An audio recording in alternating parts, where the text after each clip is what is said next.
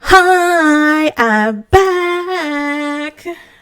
I wasn't supposed to be here. I didn't think I was ever going to be back here. Honestly, the world is such a scary place. So, if you're new here because it's YouTube, you need a little background. My name is Bell Chats, and I used to do cults because if you go into the law, you'd know why I was so deeply attached to finding out about cults, telling you guys about cults. But then the Fire Nation attacked. Okay, I'm not going to go into that. That's political. But the world became such a scary place. And in my region, I had to take a pause. It gripped me, fear gripped me, and I was like, oh my God, I have so many things stacked up against me. I froze. So I don't know what this YouTube video is going to be titled, but I'm going to just take this kind of freeform way of communicating with you guys. It's not going to have a script. Not that I really used to use a script before, but I would definitely have to be like, because in my brain, I'd be like, okay, this next, this next, this next. Not like that. It's not sequential. It's just me talking because I love YouTube. I like you guys. I just feel like this is the only way that I'm going to be able to get to do this properly. Just coming on here, speaking my mind. And so all I request is that you guys give me an ear to listen to, and I will promise, and pinky promising, to show up as often as I can and to just speak my thoughts because there's nothing stopping me now. So what was happening these past few months? Oh my God, it was crazy. So if you don't know, the president of America, he had sent some battleships into the region. And at first, to be quite fair, it was only one. It was, like the harbinger that, in those books, they'll be like the harbinger of doom. Well, I didn't know it was the harbinger then. I hadn't a clue, but it was just one ship. Life went on, right? Nothing to see here. It's just one ship. And these ships do routine movements all the time, right? So then what happened was that another ship came, and another ship came, and another ship came, and another ship came. And until they were like, what? I think right now there are about 15 ships in the region. So at that point in time, things are heating up. This is the first time in my lifetime I have ever experienced anything like this. Even like older folk, like my grand, she was saying like, she never even experienced that when in World War II and World War One. I think she was a little girl when World War One happened, and she was in her like early, not really like mid-20s when World War Two happened, I think. Right. So she said never in her life had she seen anything like this. So everybody's freaking out. They're like, oh my God, it's the end of our lives. So that's what happened. I was freaked out as well. Like, what is this? So that's what happened. And to be honest, that whole scenario, because I'm praying and hoping this is the end of it, because I think they should be wrapping it up now and seeing kind of a thing. That's what I hope. And that's how I feel.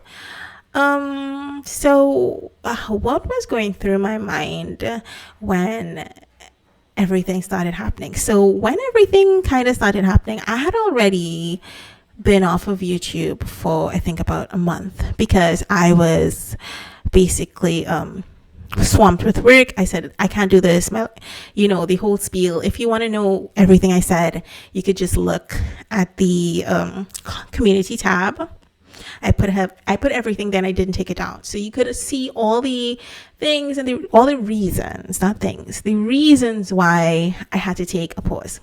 So though the first reason with the computer, I was like, okay, I can't do this. This is too much. My tiny little computer, it's the little train that could, and it's trying its best, and its best wasn't good enough. So I'm like, okay, pause, regroup. Now, while I'm pausing and while I'm regrouping, the battleships come. right? So the battleships come, and now I'm like, oh my God. Now I'm faced with an existential fear, right? An existential fear that I never experienced before. So think about it like this, right? I felt, think about it like this. You're an ant, and somebody is coming around you, and they're the owner of the house, right? They're coming around you, and they're like, oh my God, I'm ready to clean up all of these annoying little ants about the place. And as an ant, you're like, oh my God, I exist. Like, please see me, please acknowledge my sentience. And they just wipe you clean off the counter, and they don't blink twice. And I don't want to project that was the intention of any administration, but that's what I felt, right? That's what was going through my mind.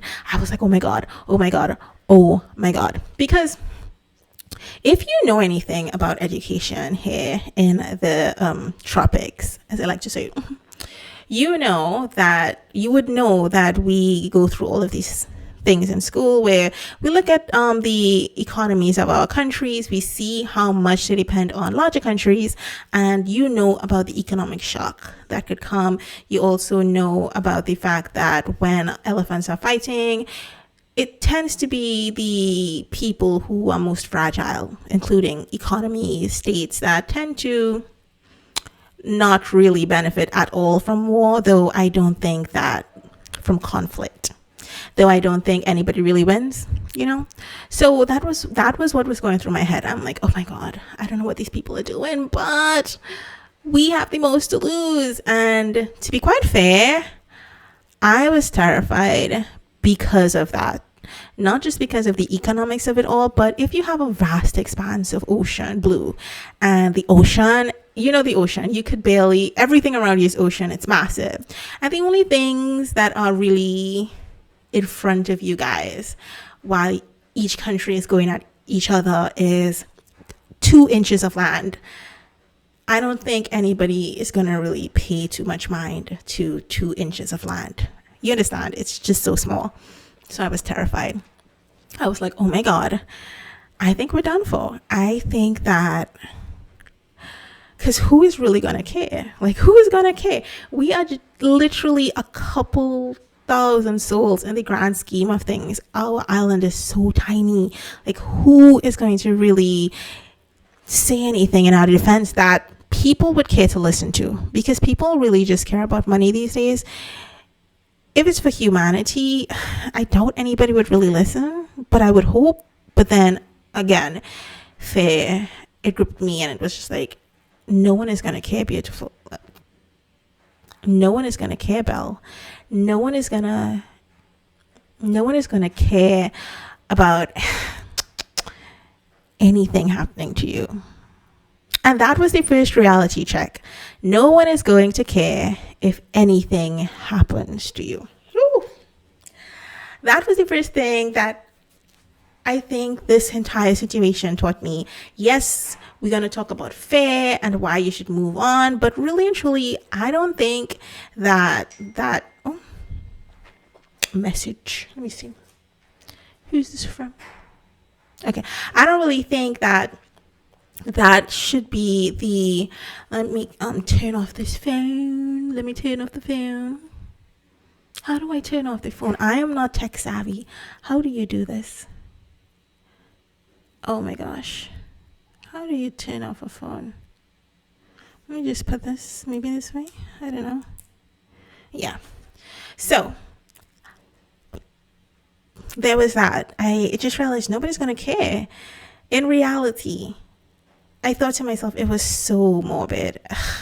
I thought to myself, okay, even if something bad happens, you might even say like, okay, at least the survivors, somebody's going to care. Nobody's going to care. Nobody's going to do anything. So that's what was going through my head.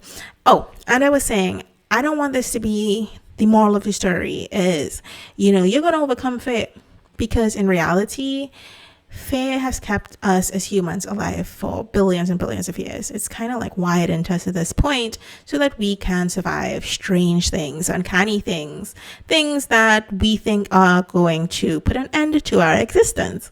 So this is not about that, because at the end of the day, this isn't just like, oh, take new opportunities. This is, I am not going to be alive anymore because of this conflict. And there's no one out there to stop me. And I feel like that in itself, being faced with a hyperpower like said nation, coming into your region and, doing their thing, I feel like that really places you in a headspace that you probably wouldn't have ever been able to put yourself before. And you're thinking, okay, what do I do next? How do I help myself? And you realize that you can't. So there was that. That was what was going through my head, because I know some people slipped out and stuff. People were leaving, but I didn't. I couldn't. I had my 2 old people who I love very much. I couldn't do much with them. I couldn't take them anywhere. The most I could do, they didn't want to leave either. So the most I could have done was I got some like wheelchairs, because I told myself, oh my God, if I have to run, like one can't run and the next one, she could kind of move a little faster, but you don't understand what was going through my head. So there's that. Then we have the idea of fear. So basically, the fear came from, I don't know how to say this any better. After I accepted impending doom and the existential threat, you know what that is, that I realized, okay, so what now? And that's where I kind of beat myself up about, where I was like, okay, so these people could, quote unquote, start a conflict where, you could not exist anymore. Okay, so after we accept that, because the world still spins, what do I do next? You can't go anywhere. You're not going anywhere. Mind you, to say I can't go anywhere is not exactly true. So my family came together and they were like, okay, since you are the youngest, you are the one that's gonna go abroad, right? You're the one who's gonna escape if there's like a plane to go anywhere. You're gonna go. And I broke down completely, because what do you mean there's an existential threat of loss of life of over 1.6 million people? And well, not over, we are exactly 1.6 million people. We're very tiny. And what do you mean that I can't take my family with me, and that if one of us go, no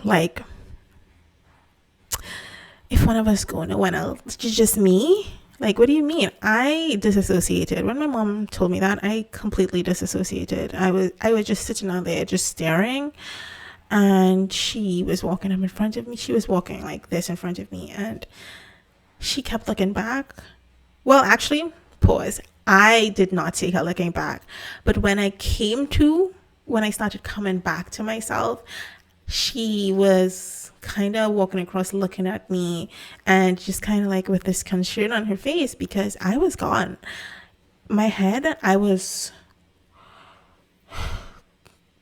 here anymore. Like, what do you mean the people who I love so very much? 2 old people, my mom.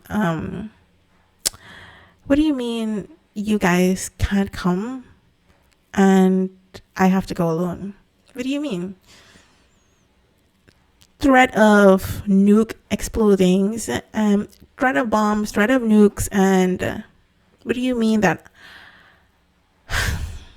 Just thinking about it, it was just like, how could you? Like, how could I even? Like, how could? It was so insulting to me. My throat is like welling up because I'm trying not to cry. But how dare you suggest that I would even take an option to leave you guys behind in a situation where you could pass off.